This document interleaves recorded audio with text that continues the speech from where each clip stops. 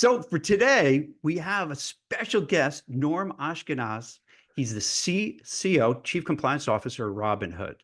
And what we're going to talk about today is his journey from being a compliance person in investment banking and broker dealer, going into like the crypto space, going into Robinhood, and kind of a really different change. So what I'd love to find out, Norm, is like you spent most of your career in like traditional brokerage firms. And now you're with Robinhood with, I imagine, a lot of young people, you know, very tech, fintech, cryptocurrencies, all that stuff. What made you make this switch and how do you like it? Well, I'll answer the second question first, which is I'm still having fun after Mhm. over 4 years. It's been 4 years that at times has felt like 20, to be honest with you, because it's been so much going on in the markets, in the world, and at our company.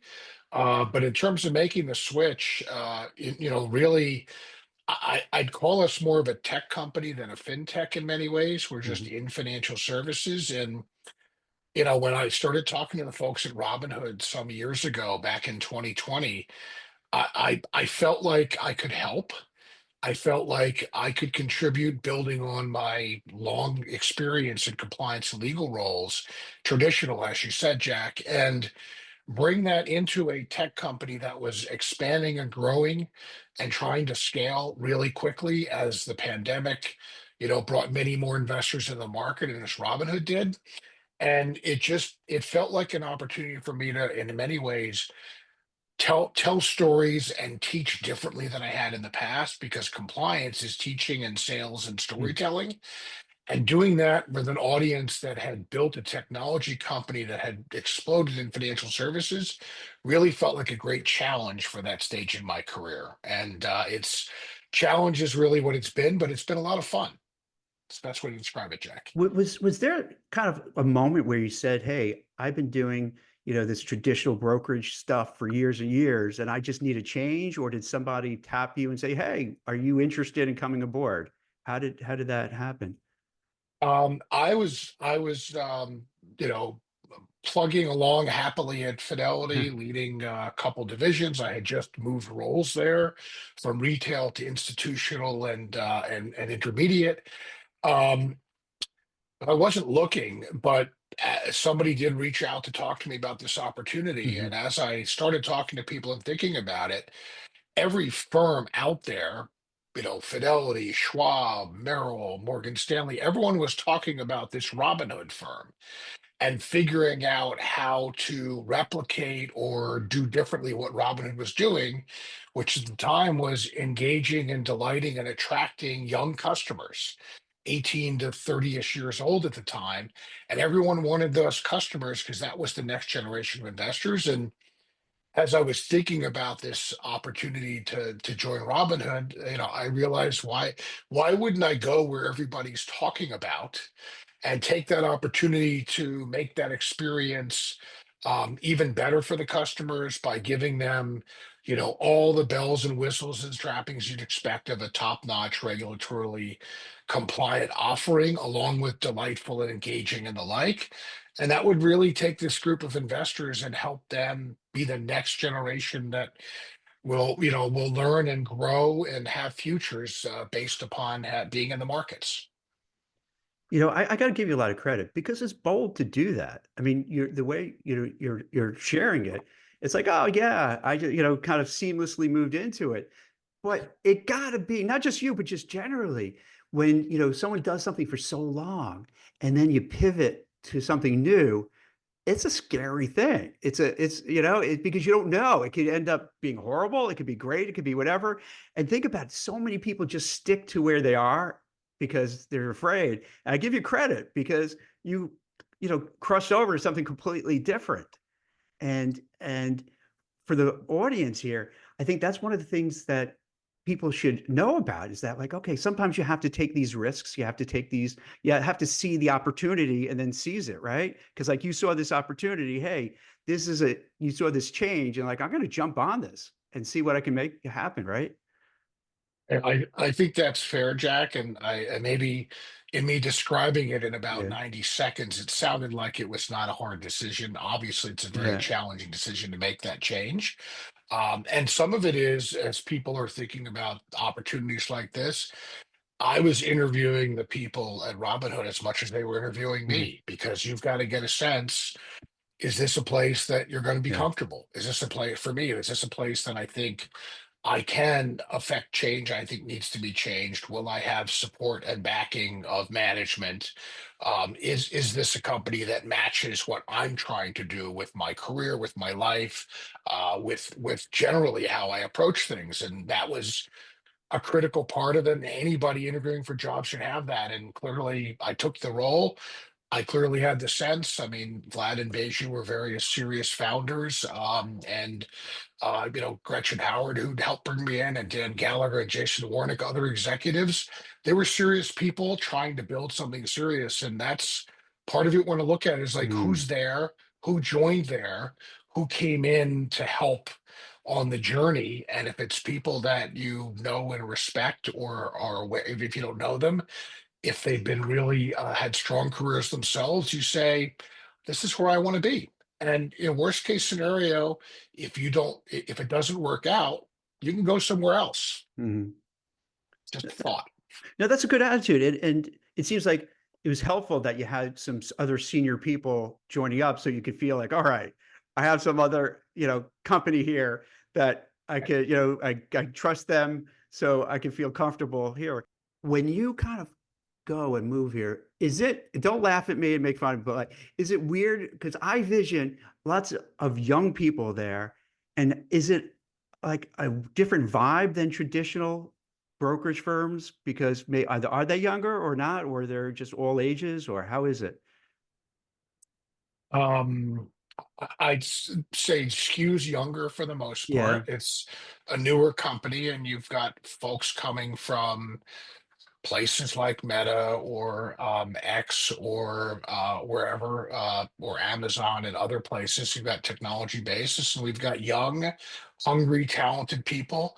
Some coming right out of school. Some it's second or third jobs. Some have already been part of startups, and then you've got a mix of others who have come from traditional financial services, like myself, like our chief legal officer, general counsel, Mhm, head of brokerage. There's a variety of folks with a lot of experience.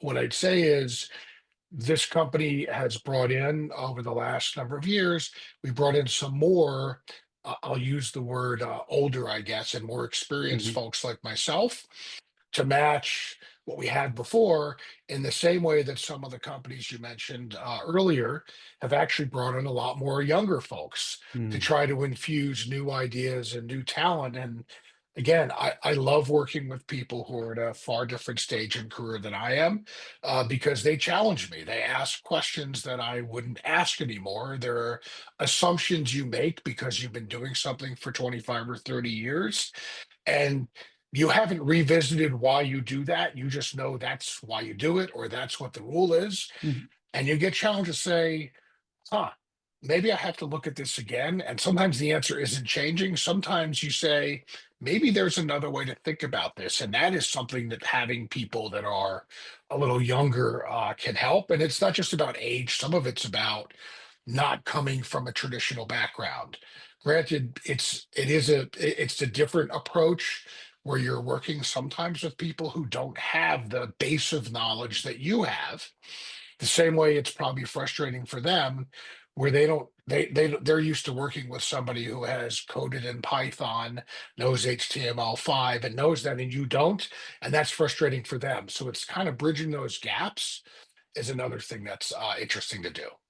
yeah, because I was thinking about when you mentioned, people coming from Meta, from X, and what have you. So it's so different, their mindset. So does that present a challenge for you where they may not really understand the nuts and bolts of compliance and legal and risk and audit? Do you end up, but are you able to kind of bridge those gaps, or do you have just healthy conversations to just educate them? All right, hey, maybe you're at Meta, but this is a different world, and this is what you have to do now. Is Yeah, that I is mean, it's conversations, yes, yeah. and it's It is education, it's conversations, and it's having a give and take about it because it's just financial services is one of the most highly regulated industries out there. I think if you looked at the landscape, defense, biotech, pharmaceutical, and financial services are probably your most highly Mhm, regulated. That doesn't mean the rest are not. The FCC, the FTC, and other regulators that would impact and GDPR impact Meta and the rest are no joke. But the regulation is really intense here, and it is something that you have to kind of talk with people about to say you're in a world where if you don't have a compliance program, if you don't have policies and procedures, if you don't have controls and testing and all that stuff, even if nothing went wrong, you can still be faulted for that. That's just the nature of the financial services industry. All that infrastructure that's being placed. Some other industries don't necessarily have a requirement as to how a program gets built and all the trappings. They want mhm, you to comply. Again, depends what you're doing. If you're doing business in foreign countries, then suddenly the FCPA comes into effect and a host of other regulations. But the critical piece is fin services is highly regulated, and it's really having an open conversation to say, yes, I know this is how you might have done something before. You're not used to somebody expecting you to come to them to approve your platform changes that bring on new communications, but that's what we have to do here. We don't get mhm. to ask forgiveness. We actually have to build it right. It's a change. So, Norm, maybe this might help because the vibe and the ethos we do with the podcast is to help people kind of get ideas about different careers and how to maybe pivot to a different area. Can you maybe share with the audience about what it is really to be a chief compliance officer, what happens in compliance and risk and audit because and anti-money laundering? Because I think a lot of people have no idea whatsoever. And this is you know this better than anyone. It's a huge space. I mean, it's Yeah. a lot of people there. They get paid fairly well. It's, I think relatively safe kind of jobs. So maybe you could kind of share for people who are kind of looking for a new job, looking to pivot, not sure what to do, to maybe give a little bit of like what this whole area is all about. Yeah, so it's going to sound odd, but I find compliance fun Hmm. because at least the roles I've had, I get my hands in everything. Like you really do have to learn about everything. Compliance, people might have a view where they think compliance is just people that are, making you follow rules. That's a small piece of it, but we're actually there to help businesses grow safely. And a good compliance officer probably knows as much about how the business operates as anyone in the business, if not more, because especially when you get up into more broader roles, you have to understand how the operational pieces work, how the financial incentives work, how the reporting aspects of it work, what's the training like for your sales force or for the people building technology tools, what's the marketing strategy and how does that play into how they want to tell the story, the building out testing programs, working with audit. It's You really get a horizontal view of the business that you may not get in other roles, in other non-compliance roles or audit or risk roles, depending what they are. And you're learning something new every day. I mean, I come in the morning, I have a schedule in front of me of what meetings I'm supposed to have. I don't know what's going to come up. And it could be something I've never heard of. I mean, you mentioned cryptocurrency earlier. 10 years ago, wasn't really in the public conversation. Yes, it was around. It's been 15 years since Satoshi, et cetera, but it wasn't in the public conversation. It's something you didn't have to deal with. Cybersecurity is something compliance has their hands in now because you're expected to have policies, procedures, program testing, working with the expert. I know it's a very long answer, Jack, but I mean, compliance is an area where you got your hands in everything. It's the best way to describe it in a good way. And you got to be curious and ask a lot of questions. And where else do you get paid to ask questions and learn on a daily basis? Sometimes you do have to say no, and that can be hard, but it's the reward of seeing the company roll something out that's new and enhanced, that's meeting all the regulatory requirements, still having customers engaged and delighted and trading and the like is a lot of fun. All right, I'm starting to think we need a different name for compliance. The way you're describing it, I think it doesn't do it justice. Is there another term too? Because it does the way you're talking about it, and I understand it. It's yeah, you have to know what's going on in fixed income, what's going on in stocks, what's going on in cryptocurrencies, what's going on with XRP, what's going on with like it's like never ending. You have to know so much. It So yeah. I don't know, maybe it's the everything officer or the everything role. kind of I think, right. I think Amazon, they called it the everything store at one point. It is an everything role. And that, look, compliance over the years, it's, these areas you never thought about. I mentioned cybersecurity. You have to get into learn about business continuity planning. Now you've got to, deep into technology generally. There's just always something new. Mhm. And yes, certain roles in compliance, especially early in your career, might be narrower to start, but unless that's what you want to do, it's going to get broader fast. And as you move around, you'll learn more. And I don't have a better name for it than Yeah. compliance. If you've got one, Jack, I'm game. You know, I'm gonna think about it because seriously, if you really take a step back, right? There's so much to it. You have to have the interpersonal skills. You have to deal with people because if you don't have the interpersonal skills, and you're speaking to some trader and you just say no, you can't do that. That's it. It's just not gonna work. So you Yeah, have to have this kind of you know deep level of different ways of dealing, knowing how to deal with people, how to make sure, how to politely say no, you can't, but without just being a jerk. I mean, yeah. it's not easy, right? It's like it's a very you have to balance it, I suppose. It's a balance is a good word. And the other thing that helps is this coffee that I keep having a sip from. You need coffee in compliance. You need coffee or some degree of caffeine.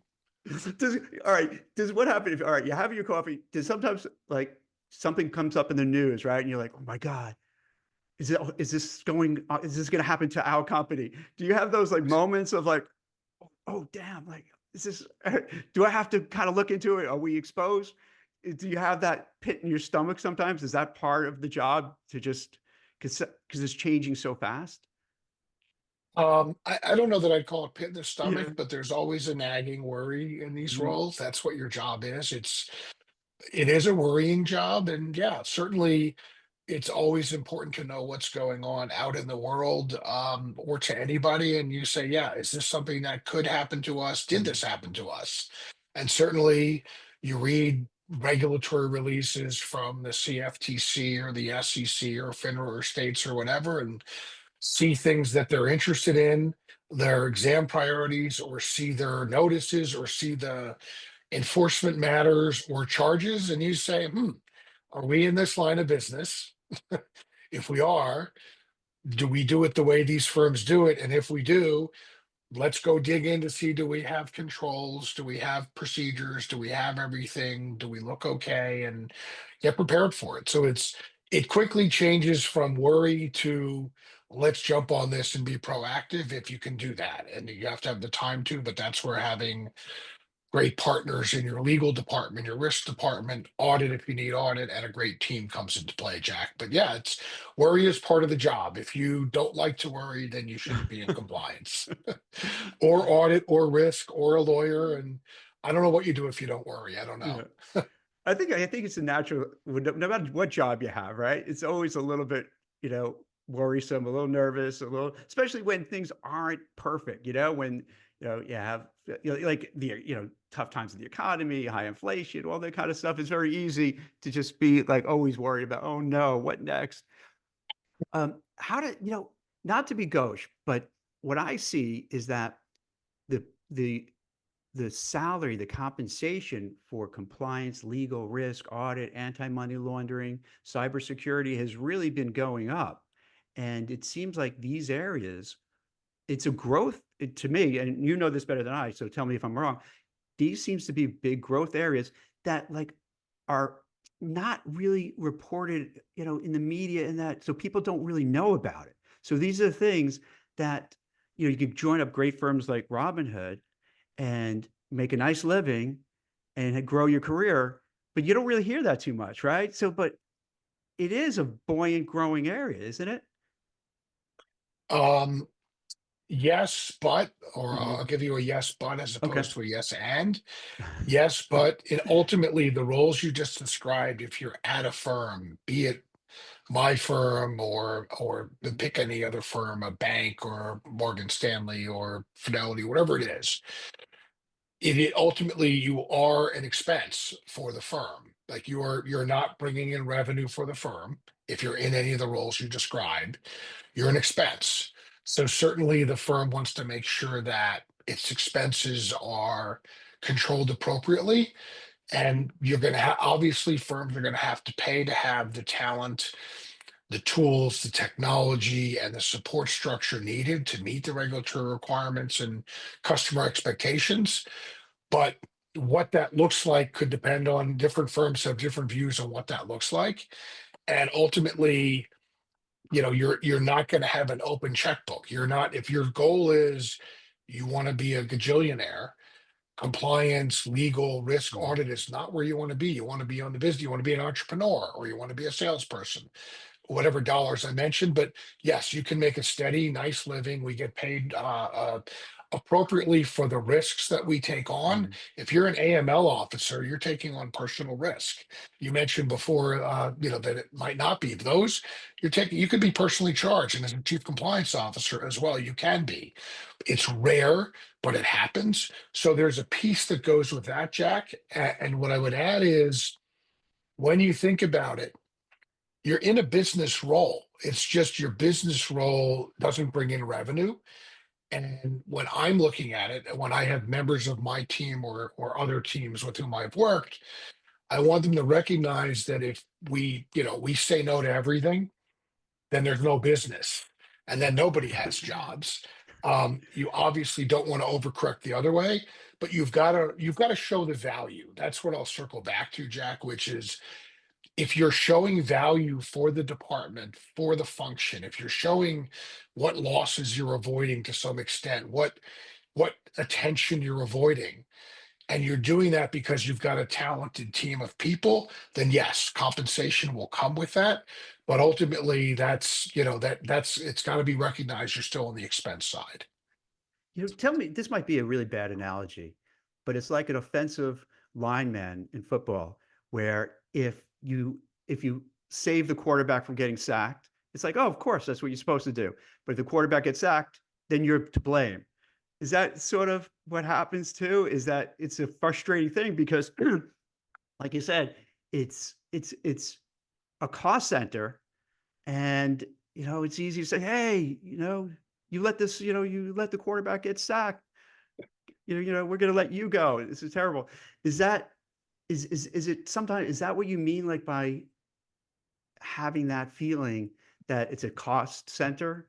Does that kind of weigh on people, like knowing, like, oh man, it's a cost center, or is that just you know, it's not a I big think deal? that comes just more Yeah. when you're looking for budget or resources or the like, and recognizing that you can't just spend all your money on oversight Yeah. functions like compliance, legal, risk, and audit. But your analogy's a pretty decent one, because sometimes the offensive line is protecting the quarterback. Hmm. Sometimes they're driving forward and they're Hmm. trying to be proactive, which is also what compliance would rather do. Compliance would rather uh, have a running back running forward than trying to back up the quarterback. But it's, I think the point you're making really is, sometimes it's hard to show what didn't happen. That's another way I would Hmm. describe it, Jack. It's hard to say, look what almost happened to us. That's sometimes where looking at things that sadly happen to other firms can Hmm. help you, because you can bring those stories in and say, remember when we talked about doing X? And we agreed we wouldn't do X this way, we would do it this other way, because we were concerned about how regulators or plaintiffs' lawyers would think about it. I think we made the right we thought we made the right choice. Here's somebody who didn't make that choice, and look what happened to them. Sometimes you do have that ability, Jack, but it can be Hmm. hard at times to demonstrate that value. So I don't view it more of a, I'm worried about the quarterback. I think it's just recognizing that You're part of the business and you've got to use the resources that are given to you wisely. And you don't want to you don't want to hire 50 people when you really need 40 to do the job. That's not going to be a positive for you necessarily. And if you can, instead of adding 10 more people as the business grows, if you can invest in technology, that might be a better choice. Or you might be told, we don't have the people to build the technology Mhm. right now. We'd rather you bring in 10 people and in a few years we can think about the technology.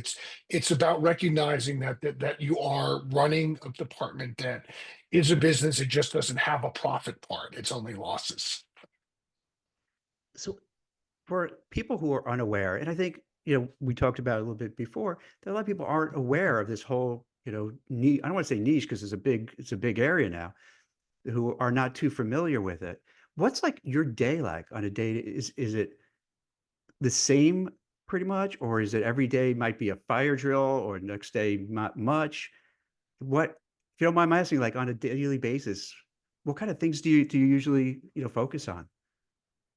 Well, I don't have a fire drill every day. Mm. That's very fortunate to not have that. Fire drill by definition should not be very frequent, to use that word. But it's a series of one-on-one meetings Mhm. with my team members. I do a good deal of skip level meetings.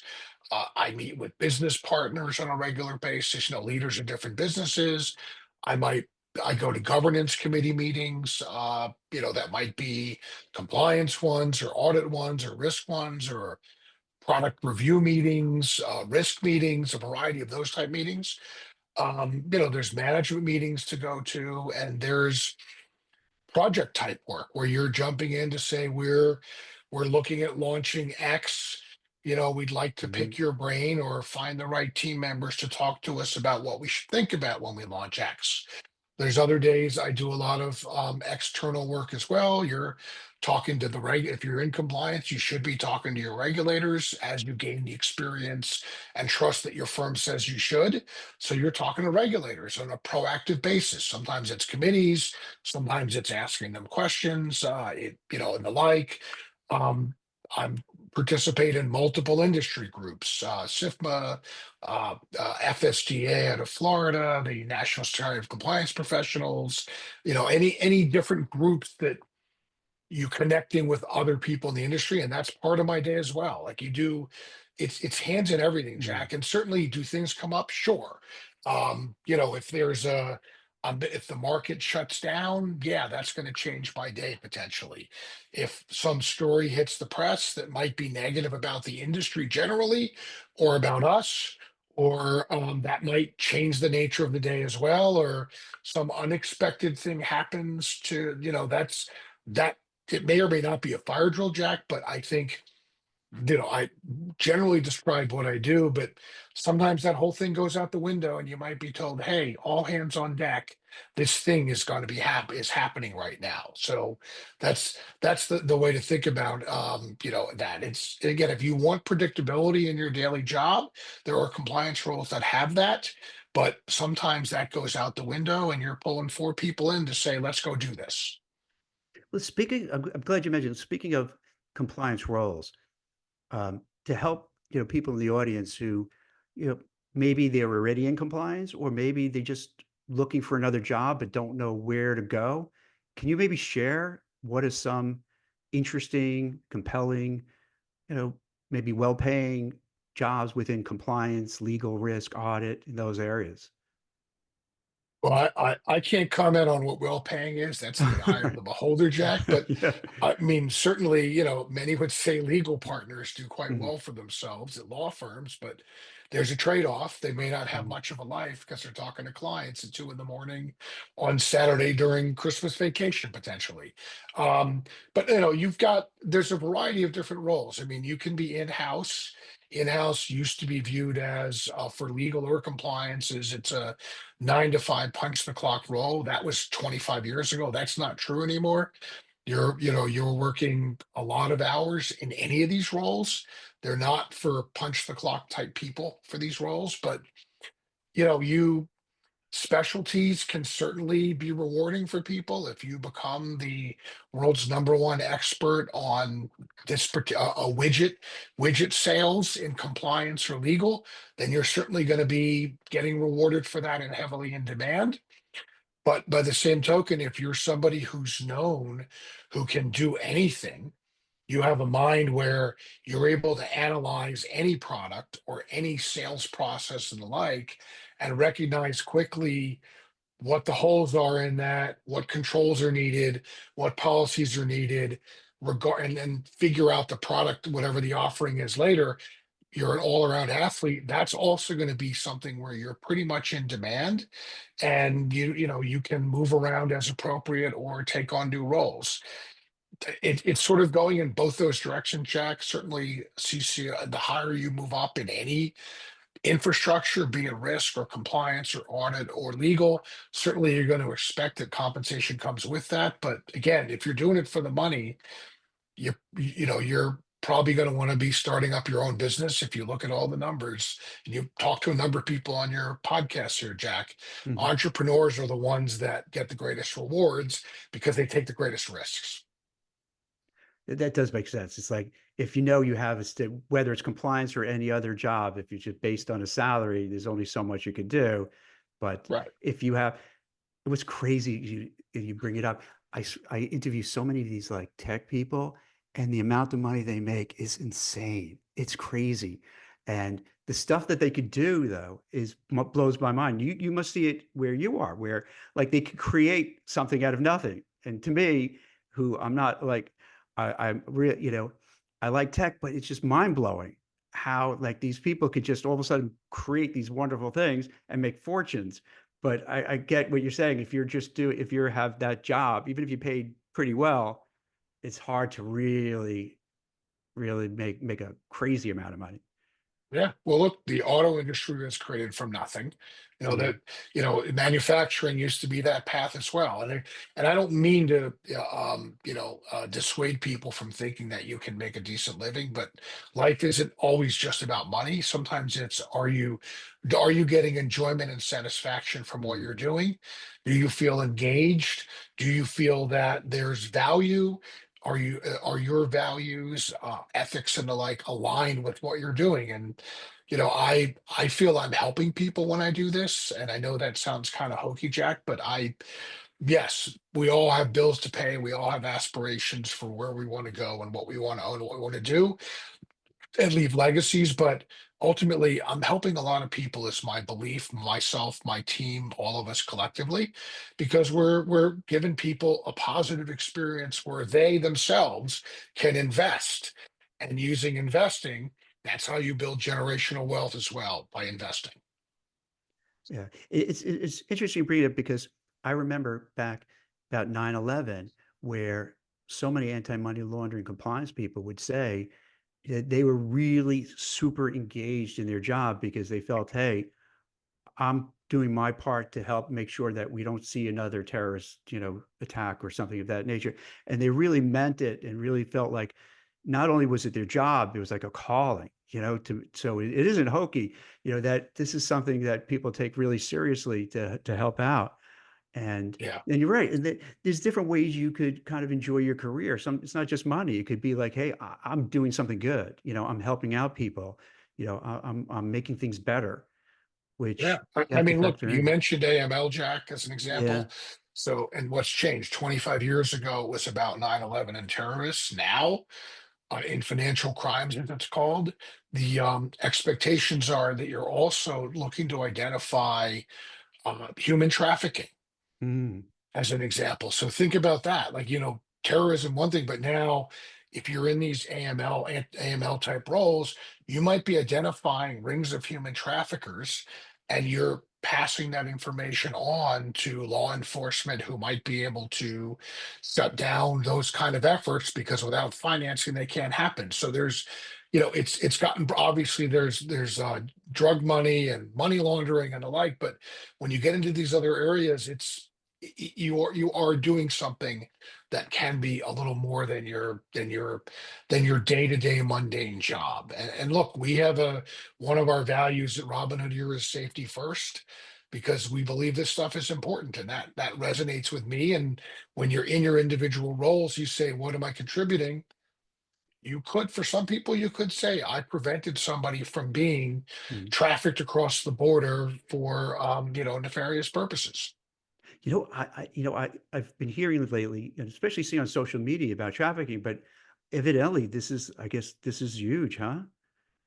Well, I wasn't aware. it's obvious. It's been a worldwide issue for a Yeah, while. I don't mean to hyper focus on that one, but yeah, it's another example beyond terrorism, beyond yeah. general money laundering, beyond what you've read about in recycling drug money and the like. There's arms trafficking is out there. So it's just these roles have an opportunity to make a difference.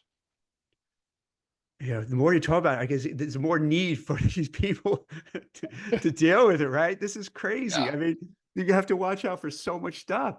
Ha Let me ask you this before we kind of trail off.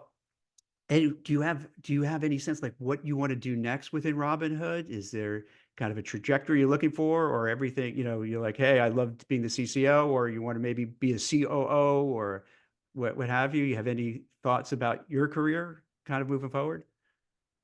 Right now, I've got plenty of challenges on my Mhm, plate here. I mhm. mean, we just announced and launched a futures business here. We have expanded internationally. Announced launching in Singapore to do business there. We're in Europe doing cryptocurrency. We've got a brokerage business in the UK. We've got teams of people working on all these things, and I have challenges every day, Jack. So I'm not lacking for things to do. And certainly, if somebody here said to me, "Hey, we'd like you to be," you mentioned COO, whatever it is, some other role, I'm open for the Yeah. challenge. But I'm here to help, and I'm at a point in my career where I'm not worried about what's next per se.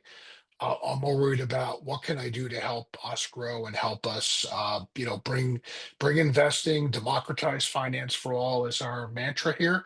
But I think everybody's trying to do that now, and I think it's a great spot to be in. So I'm not worried about what I'm doing next. I focus more, to be honest with you, Jack, on Mhm.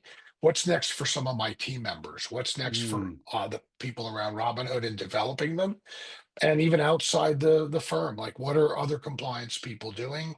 How do we get compliance folks to have better skills, prepare them for the next role, whatever that is? Because the way we've just talked about it, maybe some people got excited about, maybe some people said, wow, that's a lot to worry about. I don't want to do that. So we got to strike a balance there. And this is good. See, and I'm so glad we had this conversation because this is an area that, not to be redundant, because we talked about that people aren't that aware of, but it's so multi-leveled, so textured. There's so much involved with it that it is interesting. And it's like maybe kind of the worst kept secret that these jobs are important and you're helping people and you're making a difference. So I'm really glad we were able to have this conversation and share with people, and particularly hopefully for the audience who are thinking of like, hey, I don't know what to do with my life, with my career, may say, hey, you know what? These are some interesting jobs. Let me check it out. Let me go into this space. So this is what we're trying to achieve and help people out with people like yourself giving advice and guidance and shedding light on what it's like to be in this type of career, and maybe this could kind of help a lot of people who are feeling a little lost to get some direction. So I really Yeah. appreciate the time. And Jack, if I could add sort of two more thoughts on that, if you don't Of mind. course, So yes. one of them is, you don't have to be in compliance for your entire career. Hmm. People Sometimes people say, how do you get into compliance? Some people have, years ago it used to be audit or operations backgrounds, but people come from sales roles because you know how it's done Mm. right or not done right. People come from legal roles and audit roles and risk roles. People can come from product roles. Technology people are being hired increasingly into compliance, and sometimes people join, do compliance for 3, 4, 5 years, and then go back out into a new role out in your business or out in your technology space. And now you've got somebody who's out there in the world who actually knows the compliance side intimately and is in the business side almost like an embed. You know these things. So that's kind of one thought is you can go in and out. And the second thing is whatever you think you're doing tomorrow, may not be what you're doing in 10 years. I mean, artificial intelligence, we didn't even get too much, but that's something in compliance you need to learn a lot about. 5 years ago, you weren't thinking about that. 25 years ago, Mm, people were looking at tractor paper reports being spit out of machines and handwriting and initialing exception reports in compliance. And now you've got these surveillance dashboards running through machine learning, and you're only looking at true exceptions that you're diving down on, and you're doing it all online in a closed loop system. The roles have changed, the jobs have changed, it will change tomorrow. So, mhm. whatever it is, don't think, well, I don't know anything about compliance, I can't do it. And don't think I'm going to go to compliance and I'm stuck there. Those are two things I'd have people think about, Jack. Well, this is great. I really love your insights and your passion for what you do, and sharing with the audience, great ideas of how they could kind of boost their career. So, thanks so much, Norm.